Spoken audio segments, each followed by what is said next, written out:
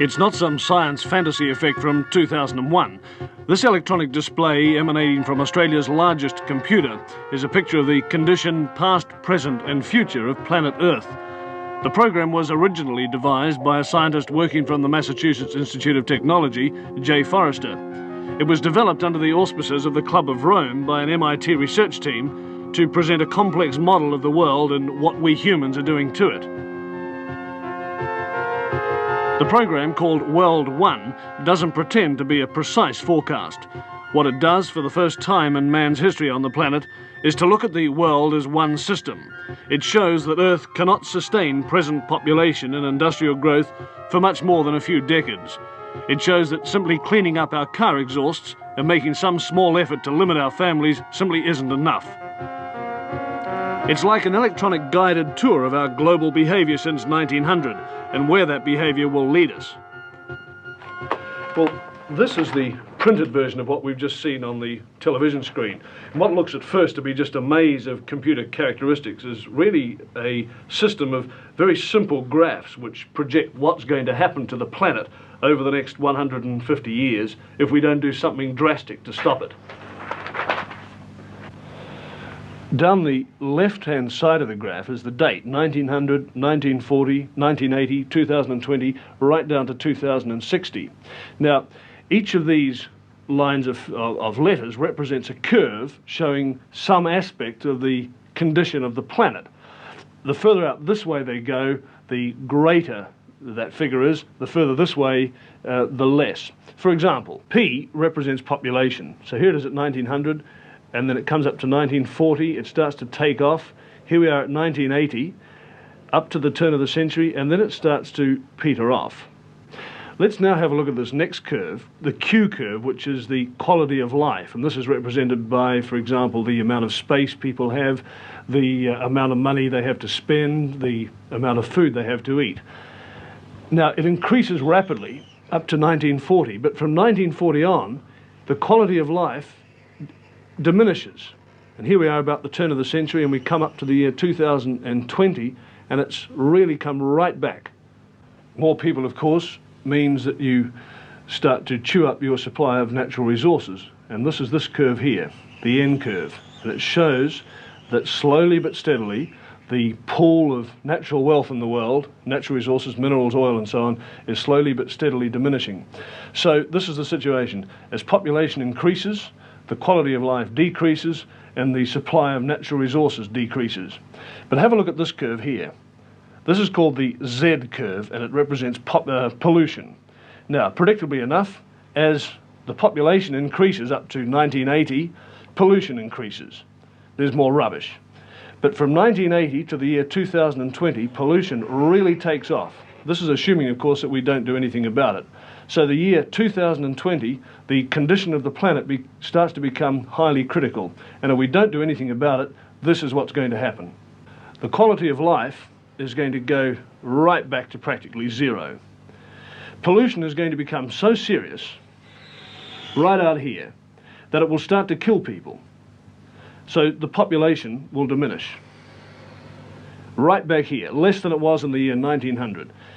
And at this stage, around about the year 2040, 2050, civilized life as we know it on this planet will cease to exist. Well, hopefully, of course, it won't be allowed to happen. But it's taken this kind of shock treatment to nudge governments into doing something, and slowly we are. We're starting to clean up our atmosphere. We're starting to recycle our rubbish. We're doing something positive about population control. But so far, our efforts have really been just a drop in the ocean. The Club of Rome comprises some 70 men of widely varying backgrounds, but their common concern is that the world problems cannot be solved by individual nations. I spoke with Professor Hugo Tiemann, director of the Battelle Institute, Geneva, Dr. Aurelio Pache, founder of the club, and Dr. Alexander King, director of the World Bank and the United Nations OECD. Dr. King, now you're describing the world as a closed system where all these things are interrelated, and yet the government, the control of the system is by individual nation states. Now, how do you convince them to cooperate? The sovereignty of these nations is no longer as absolute as it was. There's a gradual diminishing, whittling away of sovereignty, little bit by little bit. especially, of course, in the smaller countries where it's more obvious. But the bigger countries have to do a good deal of this by agreeing to international arrangements for the law of the seas, or for the limits of fishing, or for control of the wavelengths in radio, and 101 other things. But especially in the technological field, I think this is going to be increasingly so because of developments next year. I was at an important meeting in Washington a couple of weeks ago, and Peterson, the former Secretary of Commerce, was saying the same thing from an economic point of view, that the general world economic situation, the interdependence of countries on their food and fuels and so on, is leading to an interdependence which has seeds of draining away sovereignty within it. So I don't think one can envisage an idealistic of jumping to a world federalism or anything of that sort. But the building up probably in the next decade in a number of particularly sensitive fields like energy, raw materials, the use of the oceans, space and so on, of a number of what people are tending to call regimes, which will not be ordinary United Nations type of organizations, but semi-management organizations. There'll be a great deal of consent in them. Dr. Bouchet views the European Common Market as an elementary example of the kind of regional cooperative which is going to be necessary. What responsibilities does he see for Australia? Australia, you are in a splendid position. What should we do? You have food, energy, space. You are distant from other centers, so you can, for a longer time, feel rather more independent than interdependent. But things of the world are going so fast that I think that an enlightened leadership in Australia should see down the road that Australia will have to lose some of its on self-decisions in order to acquire something else which may be purely political in very wide sense, or maybe also security. The Club of Rome is reluctant to point the finger at any one nation. Yet clearly nations like the United States, which consumes approximately 60% of the world's resources, will in the Club's view have to accept a severe cutback in its voracious appetite. But the Club's utterances are cloaked in a velvet democracy, in the hope that their facts will gently persuade. We will ask who is making the decision, and whether the decision makers of today, whether they perceive the problems, what kind of problems, and the interactions of the problems. That's a very pragmatic approach. Has the time come, Dr. King, when we're going to have to say we can no longer entrust our resources and the exploitation of those resources to private enterprise? Has the time come when governments will simply have to take more control? Simple nationalization and things like that wouldn't help at all, because we've got to keep an incentive approach, and many of the good aspects of private enterprise are very necessary here, but not in the old exploitative way where the market forces dominated the whole situation. Dr. Pichai, can you tell me what my lifestyle will be in 100 years' time? What sort of car I'll drive, what sort of house I'll live in, what sort of food I'll be eating? Probably you will have a smaller car. You will use more common transport means. You will work many far less hours. You will have a wider cultural possibilities that today you will not be so much pressed by immediate needs, because through technology, organization of the markets, the basic needs will be taken care of. And I think that you will love nature and continue then what I think you are doing now to protect our environment, to avoid this man-made world where the creatures of nature, the animals, the plants, the green spaces, the wildernesses are bound to disappear. To the Club of Rome, the status symbols of the year 2000 will be the inverse of today's. Prestige will stem from low consumption.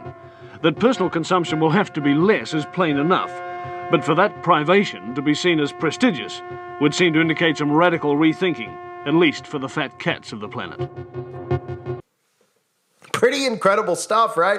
How 2020 lined up perfectly with that. I mean, you know, it must have been a coincidence that specifically in the year 2020, something else went down. So I guess in 1973, well, I guess it's all just a huge coincidence, right? Because that's how all this stuff works. It's all just a huge coincidence. And anybody who questions the coincidence is, of course, a conspiracy theorist and a nut job, right? Because it's easier to just say that than to actually observe the stuff that they're showing us and saying to us, especially when they use secret organizations. Like, did those guys look like legit nice human beings, or they look like a group of scumbags who call themselves the Club of Rome, right?